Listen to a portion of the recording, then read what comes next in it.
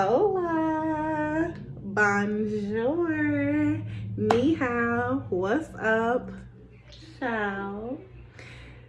Hi, welcome. My name is Jamilah Bee, and this is my YouTube. Sorry for the neglect for my followers that's been rocking with me. But if this is your first time catching an episode, then hello. Thank you so much for tuning in to my channel. Today, first off, what's good? This is my first YouTube in I don't know, but I can explain. Have you ever been on a journey with God? Wait. Undivided TV is a channel that is dedicated to allowing the Holy Ghost have a voice on the mountain of media. This channel is a channel that is in total partnership and ruled by Jesus Christ, Yahshua HaMashiach, the great I am that I am. So yeah, now that that's out the way. Okay, so real quick, have you guys ever experienced crossing the Rubicon? And I'm not talking about Jeeps right now. I'm talking about the idiom when it comes to crossing the Rubicon. If you're not sure what that means, of course your girl is going to give you some vocabulary real quick. I won't be long. A Rubicon, or crossing the Rubicon, is a moment in time when you do something that is literally irrevocable. It's when you do something that cannot later change, and even if you try to change it after you've already crossed that line in time, things will never be the same. It's something that takes place that literally changes the trajectory of your world. Every single thing that happens after you cross that Rubicon is strongly influenced for your entire future. In modern terms, crossing the Rubicon basically takes you to a point of no return.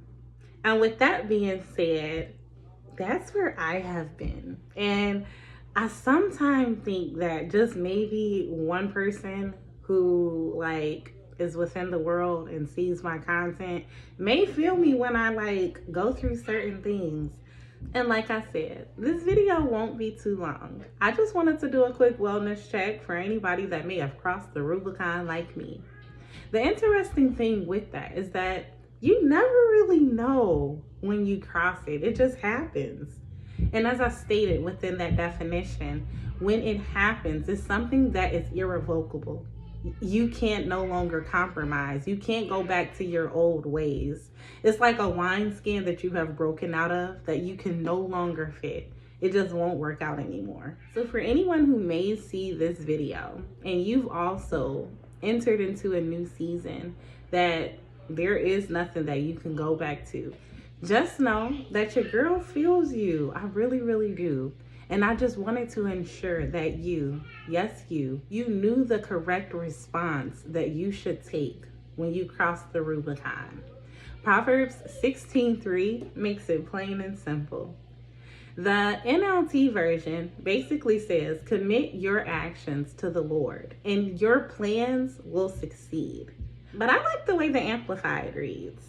The Amplified says, commit your works to the Lord, submit and trust them to Him, and your plans will succeed if you respond to His will and guidance. I'm really making this video for the people that has crossed the Rubicon and followed God's will, meaning that you have laid your agenda, you have laid your heart, you have laid what you wanted to do all to the side so that you can actually pick up your cross and do what God has called you to do. Trust me, I feel you when you probably think this is too much or this is real ghetto. But the interesting thing about crossing that Rubicon when it comes to following God's will is that you start to realize that there is nothing else that you can go back to. For example, with me, I've crossed the Rubicon in my life, but it's now to the point to where am I going to go back to? It's nothing else that I can go back to. When you exhaust all of your options and you literally lay everything down for God and you actually have a true and genuine encounter with the King of Kings, you'll start to realize that there's nothing else that's worth going back to. There's nothing else that can compare to the love and to the comfort and the experience and the presence of God. So if that's you and you're anything like me, I just wanted to make this video, like I said, to encourage you to keep going.